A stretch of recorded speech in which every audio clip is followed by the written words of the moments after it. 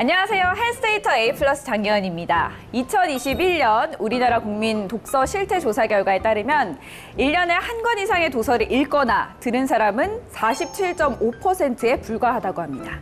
영국의 한 대학의 심리학 연구에 따르면 단 6분 책을 읽기만 해도 스트레스가 68%나 줄어든다고 하는데요. 9월 독서의 계절 가을에 스트레스 관리를 위해, 건강을 위해 매일 조금씩이라도 책을 가까이 해보시죠. 여러분의 건강을 생각하는 헬스데이터 A+, 지금 시작해볼까요?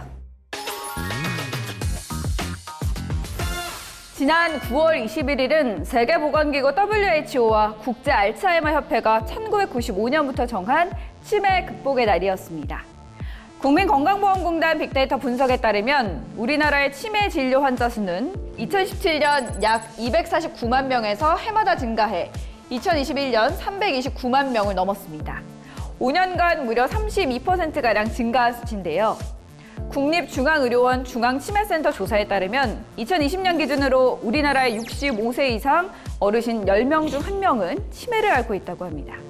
치매, 나이대별 진료 환자를 분석해보면 40대까지는 남성이 많지만 50대부터는 여성 환자가 더 큰 폭으로 증가해 전 연령대 환자를 합하면 여성이 남성보다 거의 3배 가까이 많습니다. 다음은 치매를 조기에 발견하기 위한 목적으로 개발된 인지장애기능 평가 도구로 총 15개 문항인데요.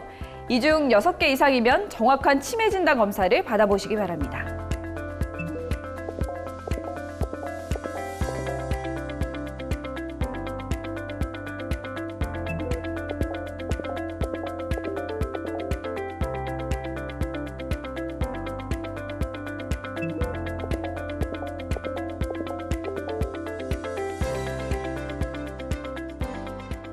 국민건강보험공단에서는 치매 초기 환자부터 중증 치매 환자와 가족들의 삶을 지켜주기 위해 노인 장기 요양보험 급여 지원 서비스를 시행하고 있는데요. 노인이 아닌 만 65세 미만이라도 치매 진단을 받았다면 신청하실 수 있고, 공단 직원의 방문 평가 후 등급을 받아 시설급여나 재가급여, 주야간 보호 서비스를 해당 등급에 따라 받으실 수 있습니다. 치매는 초기에 정확한 진단을 통해 알맞은 약물 치료를 받으면 극복할 수 있다고 합니다.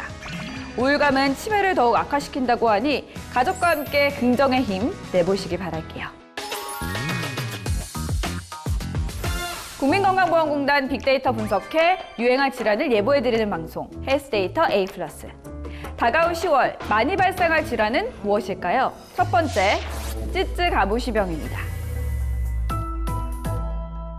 지난 3년간 9월과 10월의 찌쯔 가무시병 진료 환자 수를 분석해보면 지난해는 9월에 비해 10월 진료 환자 수가 무려 13배 이상 늘었습니다.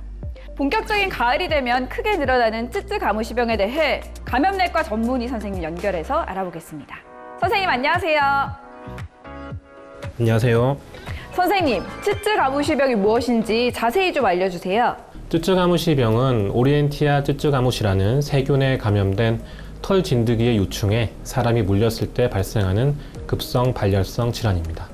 선생님, 빅데이터 분석에 따르면 지난해 10월 1,705명이던 진료 환자가 11월 4,382명으로 더 늘었다가 12월에 다시 1,003명으로 줄어들었는데요. 가을철에 이 찌쯔 가무시병이 폭발하는 이유는 뭔가요?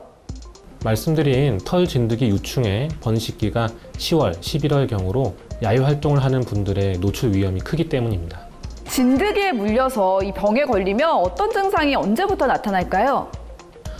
찌쯔 가무시병은 진드기에 물리고 나서 보통 1에서 3주 정도의 잠복기가 지난 후에 발열, 오한, 두통이 먼저 시작되고 3에서 7일 정도 뒤에는 몸통의 발진과 물린 부위에 가피가 나타납니다. 가피는 물린 부위에 생기는 1cm 정도의 딱지입니다. 초기에 적절한 항생제 치료를 받으면 하루 이틀 내에 증상이 빠르게 호전되고 치료하지 않아도 2주 정도 발열이 지속되다가 서서히 호전되기도 합니다. 하지만 치료받지 않은 일부 환자에서는 폐렴, 뇌수막염, 위장관 출혈, 심근염 등의 합병증으로 사망할 수도 있습니다. 선생님, 특히 이 병을 좀 조심해야 될 만성질환자들이 있다면서요? 찌쯔 가무시병은 일단 고령이나 간, 신장, 폐 등의 기저질환이 있으신 분들이 특히 조심해야 합니다. 국내 한 연구에 따르면 감염된 사람과 감염되지 않은 사람을 10년 정도 추적 관찰했더니 쯔쯔가무시병에 감염된 사람이 감염되지 않은 사람에 비해서 심근경색과 같은 심혈관계 질환의 발생이 1.6배 정도 높았다고 합니다.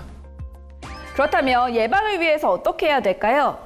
쯔쯔가무시병은 다행히 이제 사람 간에 전파되는 질환은 아닙니다. 하지만 아직 백신이 개발된 질환이 아니어서 진드기 유충에 물리지 않는 것이 최선의 예방법입니다. 야외 활동을 하실 때는 최대한 긴 팔, 긴 바지, 양말, 목수건 등을 착용해서 피부의 노출을 줄이고 기피제를 옷 위에 뿌리는 것도 도움이 됩니다. 귀가하시면 입었던 옷을 반드시 세탁하고 즉시 샤워나 목욕을 하는 것이 좋겠습니다. 선생님 감사합니다. 네, 감사합니다. 빅데이터 분석에 따르면 쯔쯔가무시병 진료 환자는 60, 70대가 특히 많으니 어르신들은 가을철 야외 활동 후에 세탁과 샤워를 철저히 하셔야겠습니다.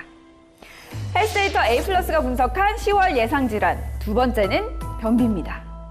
빅데이터 분석에 따르면 매년 10월이면 변비 진료 환자 수가 늘어났습니다. 이유는 10월이 되면 낮과 밤의 기온차가 커져 대장이 위축되고 대장의 운동 기능은 떨어지는데 호르몬의 변화로 식욕은 늘어나기 때문이라고 합니다.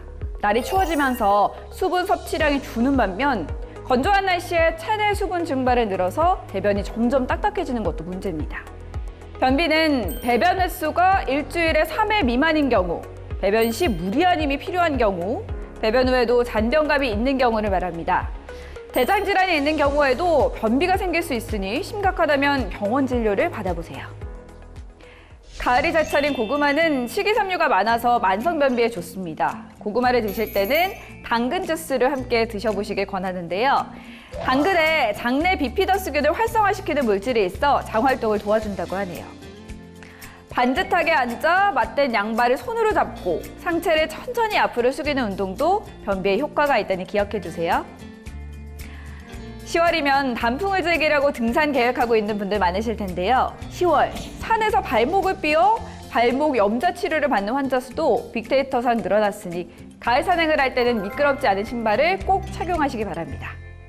국민 여러분의 건강 점수를 A+로 높여드릴 헬스데이터 A+. 10월에 다시 찾아뵐게요. 여러분 매일매일 건강하세요. 채널 A